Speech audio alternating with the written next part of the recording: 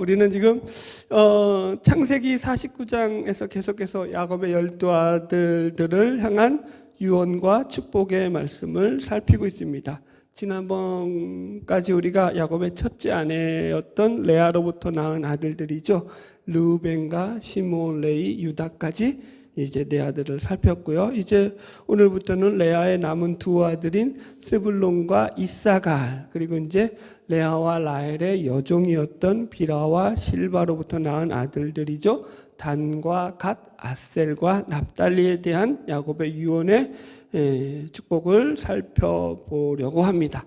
자, 우리 본문 읽으면서 말씀 시작해 볼게요. 창세기 49장 13절 시작. 스불론은 해변에서 거주하리니 그곳은 뱀에는 해변이라 그의 경계가 시돈까지리로다. 아멘. 이제 스불론에 대해서 나오는데 스불론의 특징은 한마디로 해변이 해변. 그죠? 해변에 거주한다 이렇게 나오는 거예요. 자, 한번 퀴즈 내볼게요. 혹시 예수님이 사역하셨던 갈릴리 지역이 갈릴리 이 지역이 어느 지역에 해당했는지 아세요, 여러분들? 갈릴리 지역이. 여러분들 지도 나눠진 거 참고하시면서 이제 말씀 보시면 돼요. 지도를 줘도 못 알아보면 내가 어쩔 수 없고. 예? 납달리라고 나오죠? 납달리 지역이에요. 자, 이제 말씀을 시작하겠습니다. 제가 이제 지도를 나눠드린 이유는 이제부터 이제 이 야곱의 축복의 유언의 말씀과 이 가나안 땅에 들어가서 그 땅을 분배받았을 때에 이루어졌던 그 내용들이 거의 일치하기 때문에 이 지도를 참고로 해서 이제 말씀을 계속 제가 설명을 드리기 위해서 이 지도를 여러분들에게 나눠드렸습니다. 먼저 이제 이 스불론은요, 레아의 여섯 번째 아들로서 이사갈보다 동생이에요. 이사갈이 다섯 번째고 스불론이 여섯 번째예요. 그러면은 이사갈이 먼저 나와야 되는데 지금 스불론이 먼저 나와요. 그렇다고 이게 무슨 장남과 차남의 문제도 아니에요.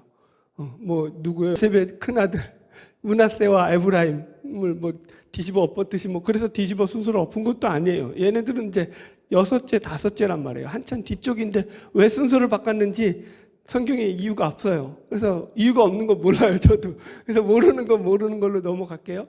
그렇지만 여튼간에 스불론이 먼저 이사갈보다 등장하고 있다라는 거예요.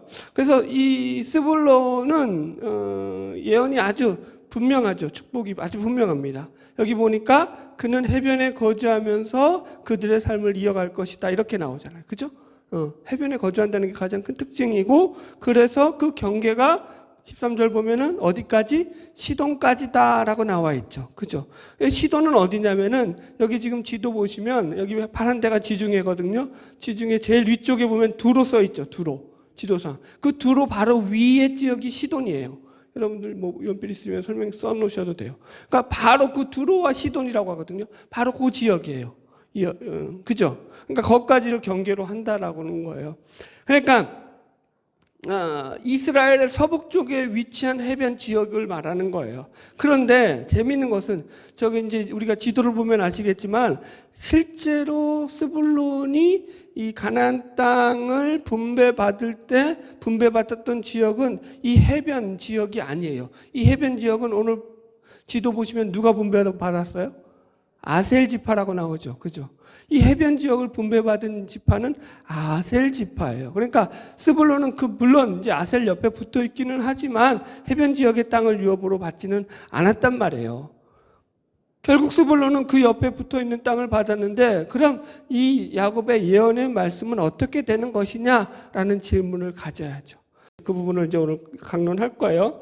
자, 우리가 이것을 이해하려면 성경을 좀 더 자세히 살펴봐야 되는데요. 스불론과 해변이 연결되어서 등장하는 성경 구절이 이 창세기 49장 말고 처음 등장하는 게 이사야서 9장이에요. 자, 본문 접어놓고 이사야서 9장으로 갈게요. 9장 1절. 같이 읽읍시다. 시작. 전에 고통받던 자들에게는 흑암이 없으리로다. 옛적에는 여호와께서 스불론 땅과 납달리 땅이 멸시를 당하게 하셨더니 후에는 해변길과 요단 저쪽 이방의 갈릴리를 영화롭게 하셨느니라. 이렇게 나와요.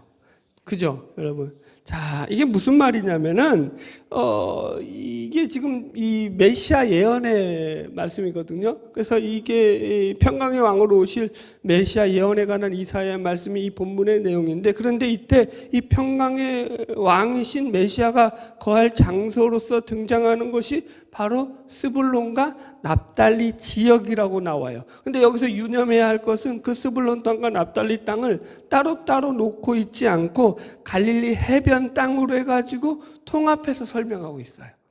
이해하셨죠, 여러분들? 이 부분까지? 왜 이렇게 그러면 이걸 갖다가 통합해서 같이 부르느냐? 자, 지도상으로도 다시 보시면 여러분들 알겠지만 스불론과 납달리는 갈릴리 호수를 끼고 같이 어떻게 돼 있어요? 인접해 있는 땅이에요. 이해하셨죠? 저기 갈릴리 호수 저기 동쪽 므낫세 땅 이쪽은요, 이쪽은 아니에요. 사실은 이쪽은 지금 훨씬 더 멀리 더 있어요. 거기는 갈릴리 호수 이쪽으로는 큰 산맥이 있어요. 실제적으로는. 이해하셨죠? 그러니까 이게 땅하고 인접해 있지 않다고요. 갈릴리 호수 이 동쪽으로는. 갈릴리 호수 서쪽으로 인접해 있다고요. 지도상 이해하셨죠? 이쪽으로는 그냥 산맥이 쫙 둘러쳐져 있어서 이쪽으로는 사람이 안 산다고요. 이해하셨죠? 이쪽으로 지금 사람이 살고 도시화되어 있는 곳, 그런 성읍이 형성되어 있는 건 납달리와 스불론 지역이라고, 갈릴리 호수를 중심으로 해가지고요. 그래서 이 갈릴리 호수를 중심으로 인접해 있는 이 스불론과 납달리를 합쳐가지고 갈릴리 해변길이라고 이야기한다고요. 왜 이렇게 이야기하느냐면은, 여긴 역사적 배경을 좀 설명드리자면은, 이스라엘의 이 지역은 북쪽 지역으로 가장 이스라엘 지역에서 이제 북쪽에서 침략군들이죠. 예를 들어서 아수르라든가 이 바벨론이라든가 이런 침략국들이 쳐들어올 때 가장 먼저 교통의 요지를 통해서 쳐들어왔던 지역이 바로 이쪽 지역이에요. 이해하셨죠? 그래서 원래대로 하자면은 이 지역들은 이 아수르에게 멸망당하기 전까지, 점령당하기 전까지는 납달리 지역, 스불론 지역 따로따로 불렸다고요. 근데 아수르가 북이스라엘을 확 점령해 버리잖아요. 그래서 그 땅을 통합해 버리면서 그때부터 이 땅을 뭘로 지었다고요? 갈릴리 해변길로 불렀다고요. 그래서 여기서 지금 이사야서 9장 1절에 보면은 이 스불론과 납달리 땅이 옛적에는 멸시를 당하게 하셨다. 그죠?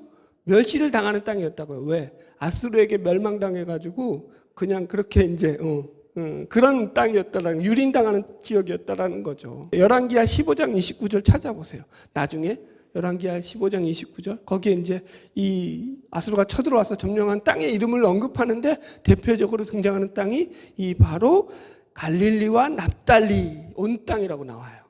그래서 이 지역을 설명하는 땅이에요. 그래서 어쨌든 이 지역은 그러니까 이때부터 갈릴리 해변길이라고 해가지고 통합해서 불린 땅이 되었다라는 거예요.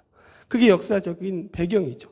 이런 증거가 신약에서도 마태복음에 보면 기록이 나와요. 제가 읽어드릴게요. 마태복음 4장 12절로 13절. 예수께서 요한이 잡히셨음을 들으시고 갈릴리로 물러가셨다가 나사렛을 떠나 스불론과 납달리 지경 해변에 있는 가버나움에 가서 사시니, 이렇게 나온다고요. 스불론과 납달리를 뭐라고 부른다고 했다가 스불론과 납달리 지경 해변에 있는 곳에서 사셨다. 그곳을 해변 지역이라고 부른다고, 같이 합쳐서. 그죠? 신기하죠? 한 구절 더 읽어드릴게요. 왜 이렇게 부르느냐? 여기 마태복음 4장 14절로 15절. 이는 선지자 이사야를 통하여 하신 말씀을 이루려 하심이라. 지금 이 말씀이죠. 이사야 9장 1절. 일러스되 스불론과 납달리 땅과 요단강 저편 해변길. 이해하셨죠? 스불론과 납달리를 뭐라고 한다고요? 요단강 저편 해변길이라고 표현한다고요. 그래서 이방의 갈릴리와 흑암에 앉은 백성이 큰 빛을 보았고 사망의 땅과 그늘에 앉은 자들에게 빛이 비추었도다 하였느니라. 이해하셨죠? 지금 충분히 설명이 됐어요. 그래서 이 지역을 통틀어서 이 예수님 시대에는 갈릴리 해변길로 불렀다고요. 그래서 지금 이 지역을 가지고 그러니까 이 해변이라고 지금 이 스불론을 갖다가 해변이라고 설명하였던 야곱의 유언이 그대로 성취된 축복이다라고 우리가 이해할 수 있죠. 예. 성경이 참 신기하죠, 여러분들. 스불론을 이런 역사적인 배경 이해 없이 아무리 스불론이 어디 해변길이 어디 있어, 스불론에. 스불론 자체는 해변길이 지도상에 있어요, 없어요? 없다고요. 그렇게 찾으면 답을 찾아요, 못 찾아요? 못 찾는다고요. 예. 이런 역사적인 배경 속에서 지금 이렇게, 그러니까 어떻게 보면 하나님이 야곱을 통해서 이렇게 놀라운 예언을 앞으로 일어날 일들까지 다 섭리 가운데, 하나님의 섭리 가운데서 예언하게 하신 것으로 우리는 이해할 수 있는 거죠. 그래서 성경이 참 놀라운 거죠. 할렐루야. 자, 다시 이제 넘어가겠습니다. 두 번째 14절, 창세기 49장 14절, 이사갈에 대한 부분이에요. 같이 읽읍시다. 시작. 이사갈은 양의 우리 사이에 굴어앉은 건장한 나귀로다. 예. 예, 여기서 건장한 나귀라는 것은요, 이사갈은 아까 참 설명했듯이 레아의 5번째 아들이고 야곱으로 치면 전체적으로 9번째 아들이에요. 9번째 아들. 그런데 여튼 스불론보다는 뒤로 왔다라는 거고요. 여기서 이제 야곱이 이 이사갈에서 축복하는 게 얘는 우리 사이에 끌어앉은 건장한 나귀라는 거예요. 이 건장한 나귀를 문자적으로 풀어보니까 골격이 좋은 나귀. 나귀 특징이 뭐예요? 힘쓰는 동물이잖아요. 그런데 거기다가 골격까지 좋으니까 얼마나 힘이 센 거예요. 그러니까 힘이 세다라는 걸 강조하는 거죠, 지금 여러분요. 그래서 이 이사갈은 이 나귀처럼 힘이 세고 우직하며 그렇게 힘쓰는 일에서 특출난 능력을 가진 그런 지파가 될 거라는 거예요. 그래서 민수기서를 보더라도 이사갈 지파가 처음 이제 이 가나안 땅에 이제 들어갈 때 그 처음 인구 조사했던 때와 그 다음에 나중에 땅을 점령하고 마치고 나서 인구 조사 때를 보면 인구가 늘었어요. 그리고 이들을 가리켜서 역대상에도 보면은 다윗과 솔로몬 시대 이들을 평가할 때 이들을 가리켜서 이 이사갈의 모든 종족은 다 큰 용감한 장사다 이렇게 표현하고 있어요. 그러니까 여기서 이사갈에서 장수 출신이 많이 나왔다 이렇게 우리가 추측할 수 있죠. 이렇게 예언이 성취되었다라고 이해하시면 돼요. 할렐루야. 자, 15절 계속 읽을게요. 시작. 그는 쉴 곳을 보고 좋게 여기며 토지를 보고 아름답게 여기며 어깨를 내려 짐을 메고 앞제 아래에서 섬기로도다. 뭐 좋은 것 같기도 하고 나쁜 것 같기도 해요. 말이 애매해요. 하나하나 훑어봅시다. 먼저 그는 쉴 곳을 보고 좋게 여겼다라는 거예요. 쉴 곳을 보고 좋게 여겼다라는 건 무슨 의미일까요, 여러분들? 그러니까 힘은 좋았는데 좀 게을렀다라는 거예요. 쉴 곳을 보고 좋게 여긴다. 낙천적인 성격이다. 아이 뭐 어떻게 되겠지. 낭만적인 성격이었다라는 거예요. 그런 얘기죠, 그죠? 그리고 또 두 번째는 토지를 보고 아름답게 여겼다. 그러니까 땅을 잘 가꾸는 그런 특성을, 그러니까 농업에 어떤 종사할 거라는 그런 예언이라고 우리가 이해할 수 있죠. 그래서 실제적으로 가나안 땅을 분배받을 때 이들이 분배받은 땅을 보면, 자, 지도 보세요. 지도 보면은 이사갈 지역이 어디냐면은 갈리 호수 아랫지역 있죠. 서쪽 아랫지역. 이 지역이 어디냐면은 이스라엘 기송강 유역을 끼고 있는 이스라엘 평야예요. 그래서 아주 비옥한 땅이에요. 땅으로 치면은. 그래서 아주 농사를 짓기 좋은 땅이에요. 그래서 이곳에서는 전쟁도 많이 나요. 기드온 300용사와 미디안 대군의 전쟁이 있었죠. 이곳이 그 전쟁이 일어난 지역도 바로 이 지역이에요. 그 땅이 좋으니까 거기서 끊임없이 이런 전쟁들이 일어나는 거예요. 이해하셨죠? 그러니까 이 좋은 땅이었다라는 거예요. 그래서 이 야곱의 예언이 그대로 성취되고 있는 것을 보게 돼요. 자, 마지막 그러면서 마지막이 뭐라 그러면은 다 좋다가 어깨를 내려 짐을 메고 앞제 아래서 섬기리로다 이렇게 얘기하고 있어요. 끝이 안 좋아요. 앞은 좋은데, 그죠? 뭐 낭만적이고 그 다음에 좀 농업하고 힘 좋고 뭐 그러니까 힘도 좋고 땅도 좋고 그러니까 아주 다 좋은 거죠. 일석이조죠. 그 좋은 힘으로 땅 파가지고 농업을 줬으니 얼마나 잘 먹고 잘 살았겠냐고요. 그런데 부지런하기만 하면 딱인데 천성은 게을렀다라는 거죠. 그래서 그게 어떤 결과로 그들에게 다가왔냐면 여기서 지금 어깨를 내려 짐을 메고 앞제 아래 섬긴다라는 것은 마치 노예나 진꾼처럼 이게 남의 지배를 받는 그런 피지배 계급으로 살 것이다라는 얘기예요. 예. 이것도 그래서 아수르의 침공으로 인해서 뭐 어떻게 어떻게 되었든 성취된 예언으로 우리가 이해를 합니다. 이런 거죠. 아마도 받은 땅이 기름지고 그리고 경작하기 쉬운 땅이어서 그런지도 몰라도 세월이 흐르면서 이들은 영적으로 점점점 불신앙이 깊어지게 되었던 것으로 보입니다. 그걸 알 수 있는 게 뭐냐면 대표적인 예로서 이사갈 지파에서 나온 유명한 사람은 거의 없어요. 분명 한두 명 있어요. 한두 명 있는데 가장 대표적인 인물이 누구냐면은 이 북이스라엘에서 여로보암의 몇 대 지나가지고 왕으로 등극한 바하사 왕이라는 왕이 있어요. 근데 이 바하사가 어떻게 평가했냐면은 여호와 보기에 악을 행하여 여로보암의 길을 따랐다 이렇게 나와요. 악한 왕이었다라는 거예요. 여러분 무슨 말인지 이해하겠죠. 기껏 하나 왕 나왔는데 그 지파에서 유일하게 하나 왕 나온 게 이 바하사인데 악한 왕이었다고요. 이제 그게 이사가를 어떻게 대표하는 가장 중요한 모습 중에 하나라는 거죠. 여러분 이런 차원에서 우리가 생각할 때 중요한 게 뭐냐면 하나님이 주신 복을 잘 지켜나가는 것도 신앙이라고요. 이해하시겠어요? 아멘? 네, 따라합시다. 하나님이 주신 복을 잘 지키는 것도 신앙이다. 우리는 맨날 하나님 복 주세요, 복 주세요만 하잖아요. 물론 그것도 해야죠. 그런데 하나님이 주신 복이 있다고요. 각자에게. 그런데 그것도 못 지키면서 다른 복을 찾지 말라고요. 주신 복도 못 지키는데 다른 복을 준들 뭘 어쩌라고요. 지금 이 이사갈을 보면 우리가 그걸 배우게 된다고요. 보세요. 이사갈은 하나님이 저들에게 비옥한 땅을 주셨다고요. 그래서 저들에게 비옥한 땅을 주고 힘을 줬다고요. 그 땅을 경작할 힘도 주셨다고요. 땅도 주고 힘도 줬으면 됐지. 노력하는 건 누가 해야 되는 거예요? 내가 해야 되는 거예요. 땅을 힘주고 땅 줬으면 땅을 가는 건 누가 해야 되는 거예요? 내가 갈아야 되는 거예요. 그런데 이놈들이 안 갈았다고요. 복을 차버린 거죠, 스스로.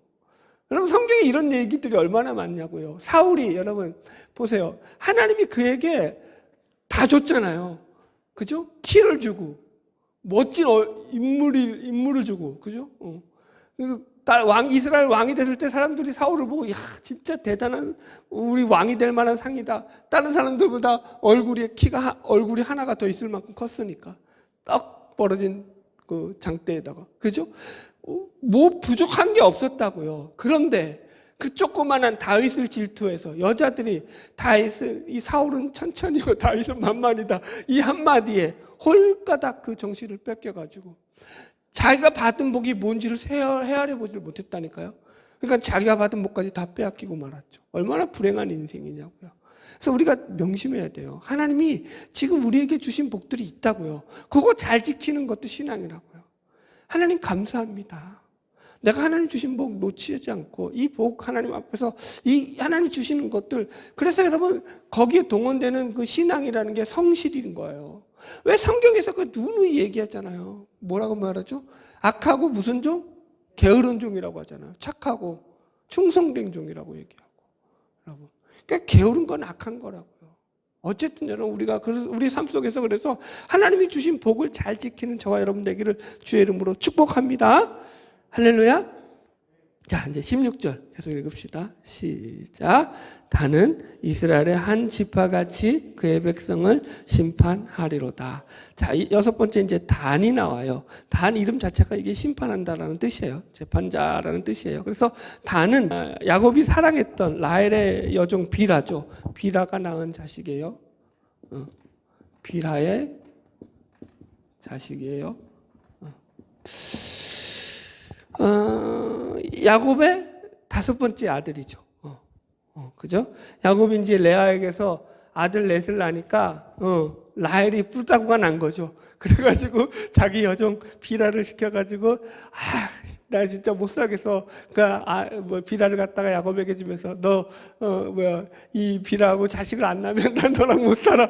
그래가지고 야곱이가 비라랑 동침을 해서 낳은 자식이 다섯 번째가 바로 이 단이죠. 여러분들. 자, 우리 재미있으니까 성경 한번 찾아볼까요? 창세기 30장 1절. 자, 본문 접어놓고 창세기 30장 1절 한번 가볼게요. 성경 얘기 들으면 재밌지 않나요? 그죠? 저도 성경 공부하면 되게 재밌거든요. 오늘도 공부하는데 파도 또 새로운 게 또 나와. 너무 신기해. 그러니까 야, 저 하나님 말씀이 참 얼마나 무궁무궁한지 제가 새삼새삼 배워요. 자, 우리 창세기 30장 1절부터 읽을게요. 쭉 제가 그만할 때까지 읽읍시다. 시작. 라헬이 자기가 야곱에게서 아들을 낳지 못함을 보고 그의 언니를 시기하여 야곱에게 이르되 내게 자식을 낳게 하라. 그렇지 아니하면 내가 죽겠노라. 야곱이 라헬에게 상을 내어 이르되 그대를 임신하지 못하게 하시는 이는 하나님이시니 내가 하나님을 대신하겠느냐.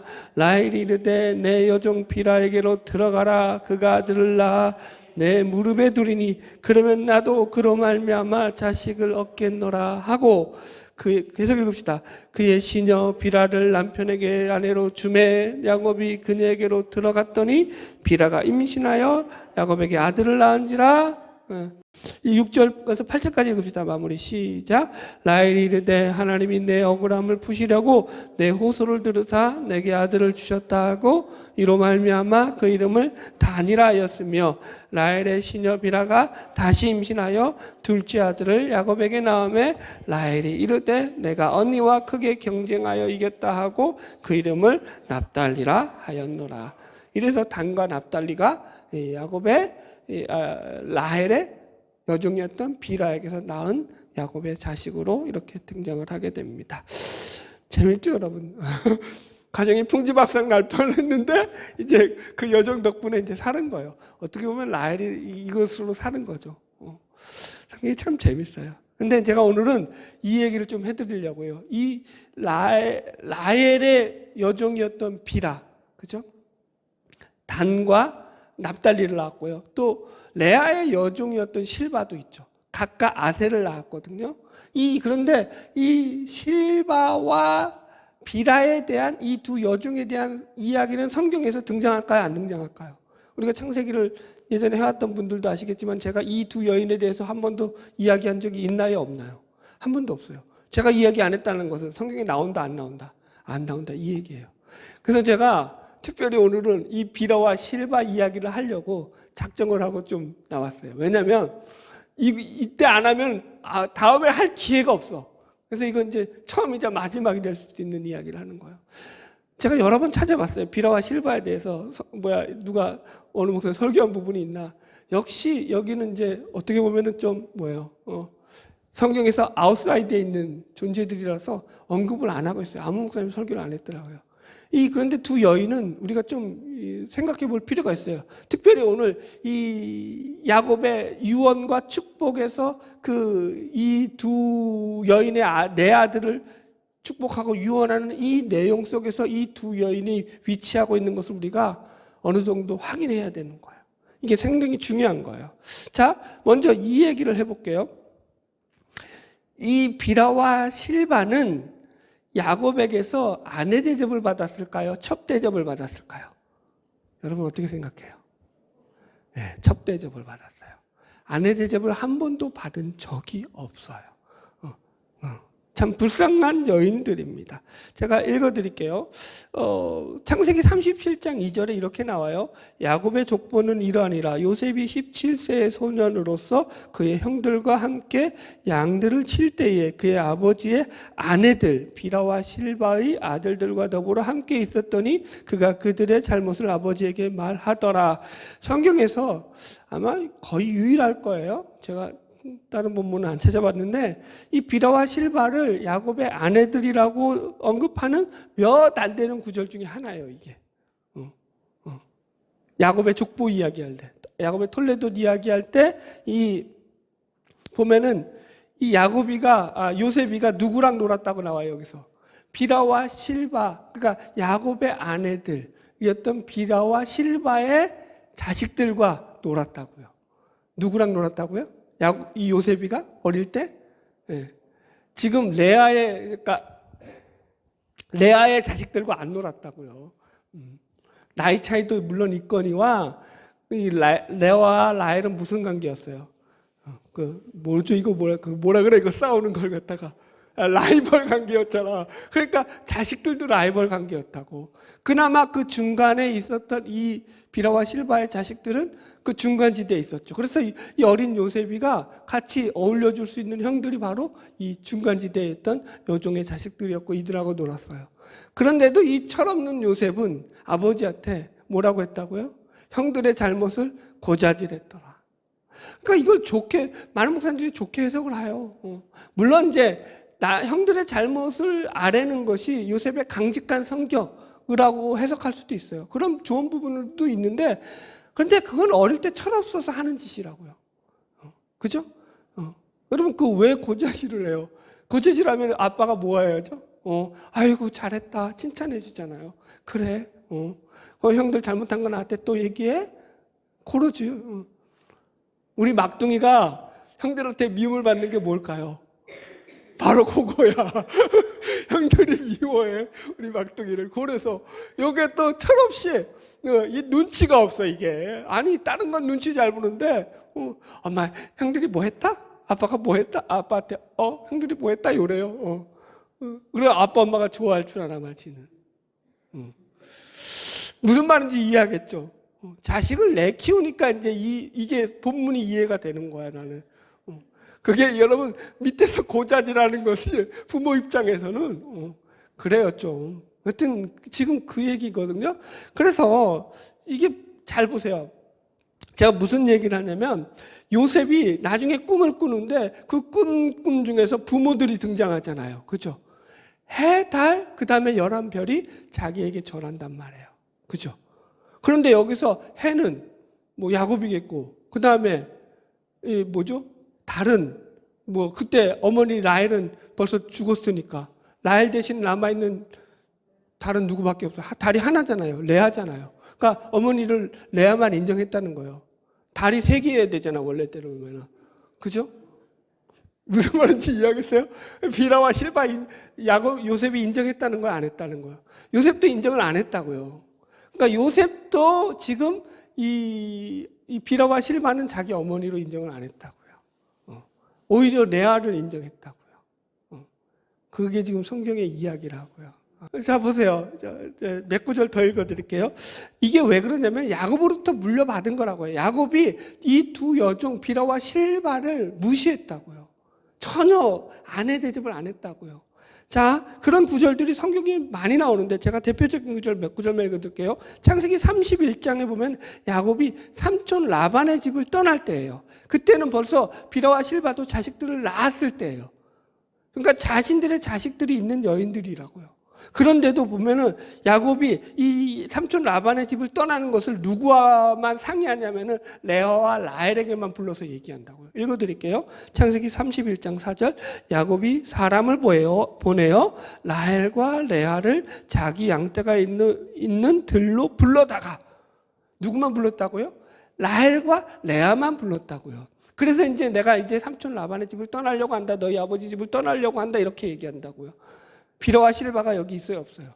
얘네들은 인간 취급도 안 했다고요. 가족사를 상담하는데 아예 끼지를 못했다고요. 여러분, 사람 취급한 거예요, 안 한 거예요? 안 했죠. 여러분, 비라와 실바도 야곱의 애를 그것도 하나도 아니고 둘씩이 낳았다고요. 요즘 둘을 낳았으면은 이거 요즘 같은 시대에는 말할 것도 없죠. 그런데 지금 이런 아들을 둘씩이나 낳아준 자식을 둘씩이나 낳아줬는데도 완전히 야곱으로부터 왕무시를 당했다니까요. 우리가 더 재밌는 스토리 하나 얘기할게요. 창세기 33장에 가면은 야곱이 형 에서와 상봉할 때 이야기입니다. 그런데 이제 형 에서가 400명의 자기 병정들을 끌고 내려온다는 소식을 듣고 이제 앞에다가 줄을 쫙 세워가지고 이제 에서에게 인사를 시키는데 누구부터 제일 앞에 세우죠? 비라와 실바, 그 여종들의 가족들, 자식들을 제일 앞에 세워요. 그리고 나서 그 뒤에 레아를 놓고 레오와 그 자식들 놓고 맨 뒤에 누구예요? 라헬과 그 자식 놓고 그 뒤에 자기가 서요. 야곱이가. 인간이 못해도 그렇게 못했냐? 야, 그러니까 이 비라와 실바와 그 두 자식들, 내 자식들은 뭐예요? 죽으면 얘네들부터 죽여서 방패막이를 쓰겠다는 거예요. 여차하면 도망가는데 라헬하고 자기는 도망 빼겠다는 거지. 참, 그러니까 야곱이가 얼마나 간사했어요. 이런 거 보면 참 속이 쓰리다. 제가 읽어드릴게요. 그대로. 안 믿을 것 같으니까. 창세기 33장 1절 2절. 야곱이 눈을 들어보니 에서가 400명의 장정을 거느리고 오고 있는지라 그의 자식들을 나누어 레아와 라헬과 두 여종에게 맡기고 여종들과 그의 자식들은 앞에 두고, 그죠? 레아와 그의 자식들은 그 다음에 두고 마지막에 라헬과 요셉은 뒤에 두고 자기는 그들 앞에 나아가되, 이렇게 나온다고요. 참 아주 고랬다고요. 할렐루야. 자, 여튼 여기까지 보면은 이 비라와 실바는 이 야곱의 가족사에서 가족 취급을 받았다는 거예요, 못 받았다는 거예요? 못 받았다. 여자 취급을 받았다는 거예요, 못 받았다는 거예요? 야곱의 사랑을 받았다는 거예요, 못 받았다는 거예요? 안 받았다고요. 그죠? 이 두 여인은 가슴에 한을 품고 살았던 여인들이다. 그죠? 참 안타깝죠. 그렇게 아픔을 가지고 살았을 거예요. 그래서 성경은 그런데 재미있는 것은 이 두 여인에 대해서 침묵하고 있어요. 그죠? 제가 이 창세기를 쭉 해왔지만 창세기에 이 두 여인에 대해서 기록하고 있는 구절이 없어요. 뭐라고 이제 예를 들어 가지고 아브라함과 그 누구예요? 사라의 여종에게서 나온 그 하갈이 이스마엘을 낳았던 사건에 대해서는 기록하고 있단 말이에요. 그죠? 이스마엘에 대해서도 기록하고 하갈에 대해서도 성경이 기록하고 있는데 이 두 여인은 침묵하고 있다고요.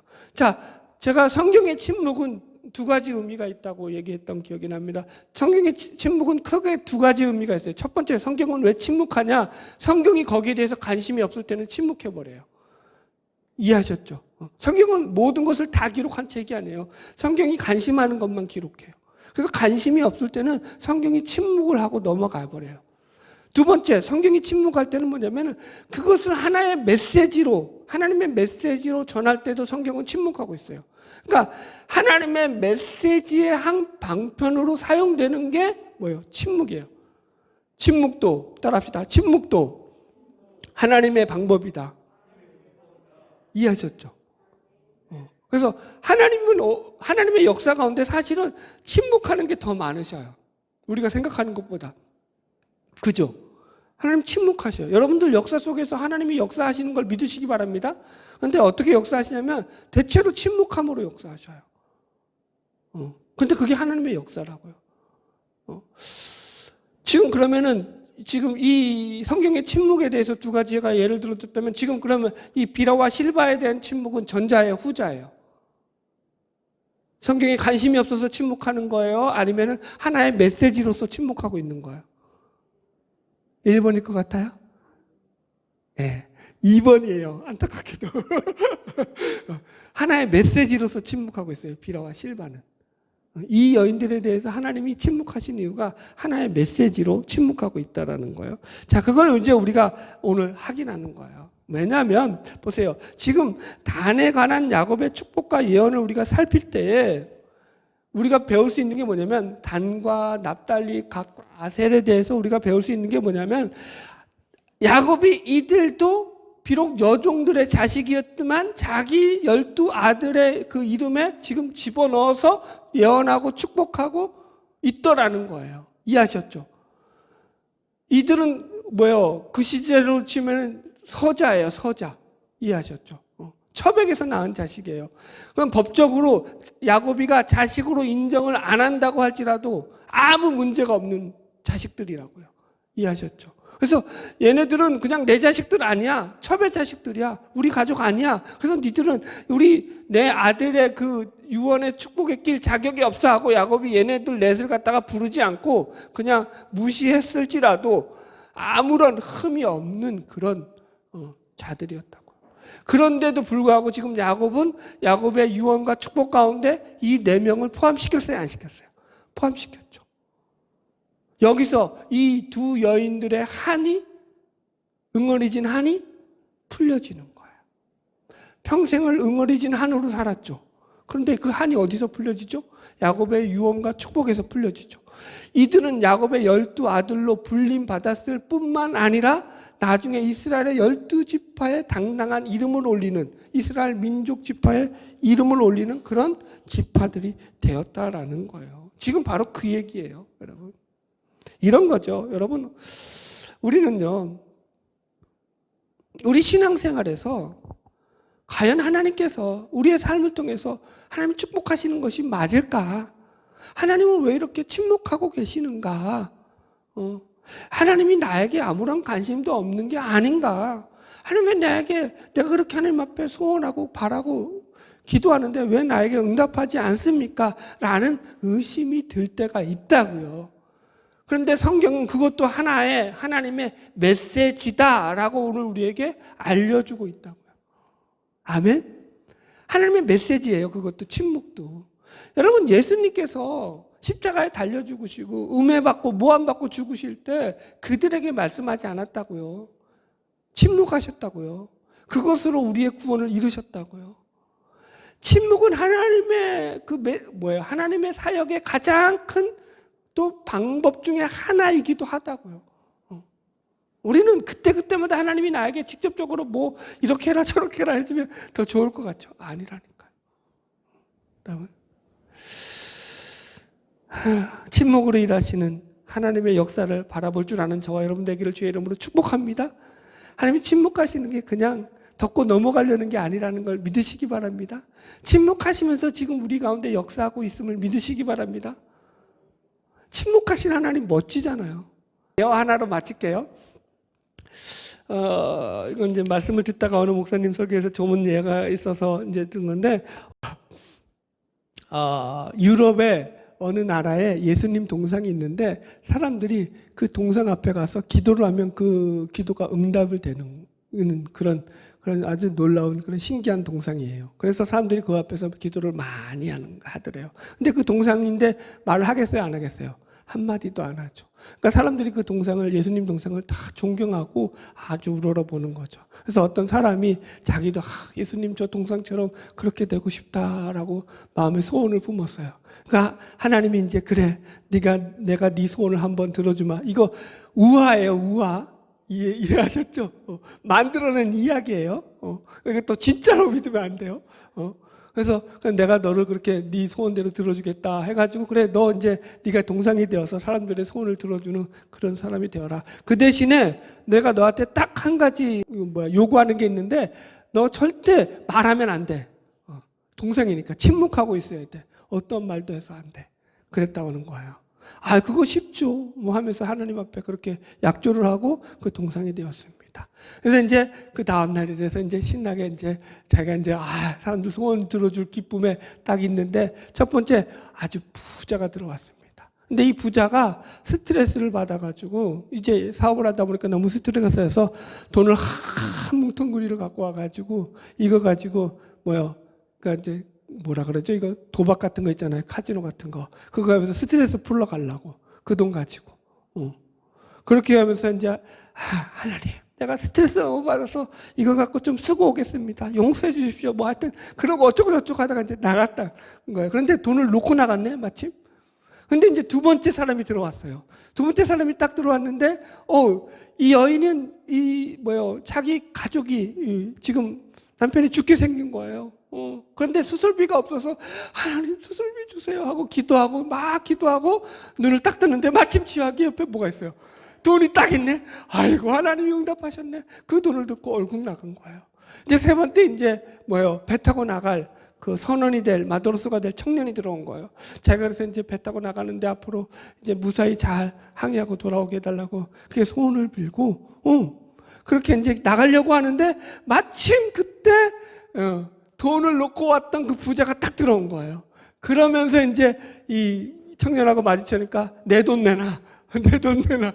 이 청년한테 막 싸움이 붙은 거죠. 왜? 짧은 시간에 여기 들어온 사람은 너밖에 없다 이거죠. 막 싸우면 자기는 돈을 안 가져갔다. 나는 지금 배 타러 가야 된다. 막 싸움이 막 붙었어요. 답답하잖아요. 그 동산 그 사람이. 지켜보고 있다가 가만히 있어야 되는데, 야, 그 청년 아니다. 그 말을 해버린 거야.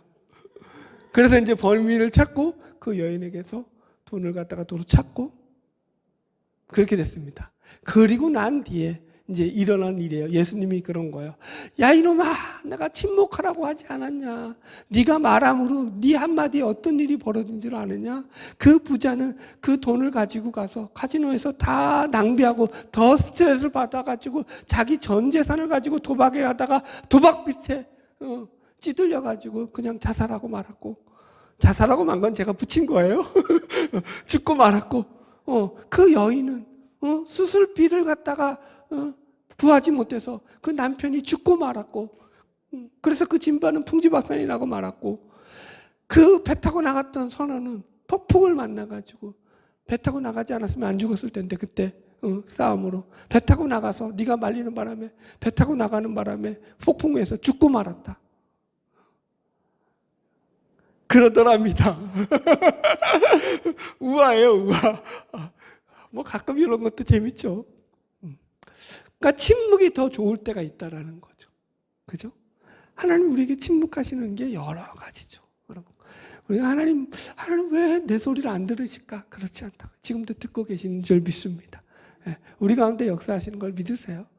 오늘 말씀에 우리 정리를 합시다. 우리의 길 가운데 여러분, 우리 스불론과 스불론과 이사갈까지 했죠. 우리 두 가지 생각해 보면서 우리의 삶을 통해 가지고 여러분, 하나님께서 역사하고 섭리하고 계획하고 계시는 것들이 있다라는 걸 믿으시기 바랍니다.